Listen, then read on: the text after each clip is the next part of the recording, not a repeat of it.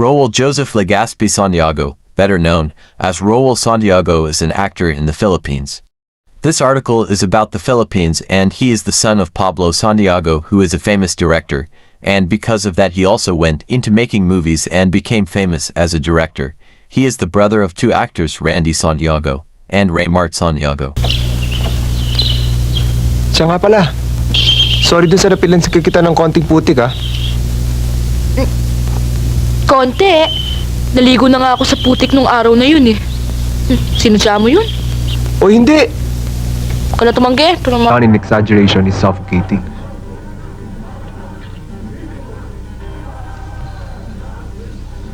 Ginagawa pa nga nila akong totoy hanggang ngayon eh.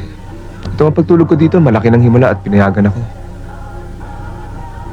Elisa, ano nangyari? Nasira ho yung gulong eh. Natanggal ho kanina. Ganun ba? O isakay na natin sa likod. Halika, buhatin natin. Halika kayo, buhatin natin.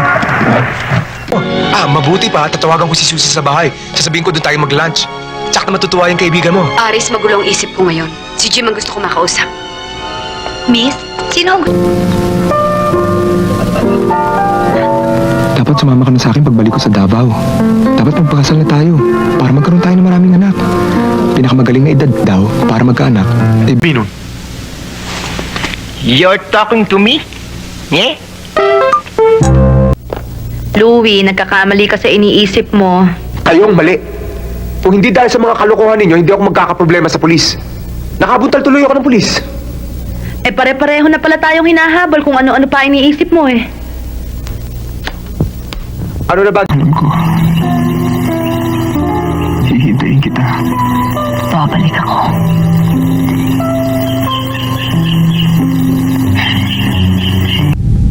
I think this is the perfect time to do it.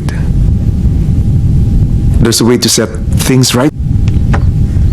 She just arrived in Manila this morning, and she'll be reporting for work tomorrow. Criminology student ka pala. Salamat sa pagtulong mo. Kung hindi mo ako tinulungan, siguro patay na ako. Pagka-graduate mo, mag-report ka kaagad sa akin.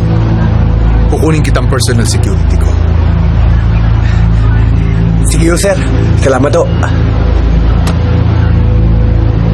Ganyan yan eh. Alam mo yung daddy mo nung nabubuhay pa, very sociable. Tulad ng mami mo. I mean, before all of this...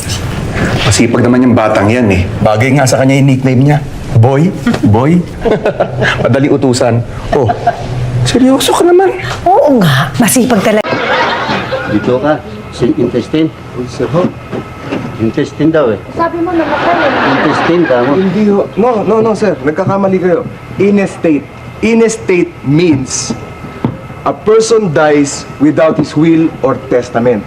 And in so doing, the state tanungin mo, kung gusto mo nang mamatay, isang switch lang doon sa oxygen. You're so good, kaya ka nga kinuha ni Lord eh. Teka, sandali. Wala yun.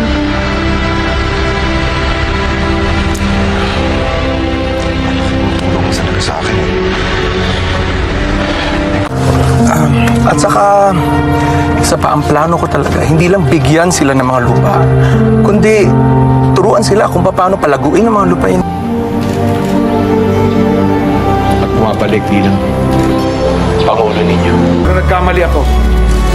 Hindi sila masasamang tao, hindi sila nag-aaway ang mga anak ko dahil sa COO position. But not at the expense na masisira ang pamilya namin. And then there's Caroline and all her accusations about the death of her mother. Sa baril ako nabubuhay, bro. Huwag ka na magtaka. Mangangalawag lang ang mga yan kung hindi mo gagamitin. Hayaan mo naman ako magpaliwanag sa'yo. Hindi na ho kailangan. Alam kong nakikiusap ako. I should fuck her in the bed.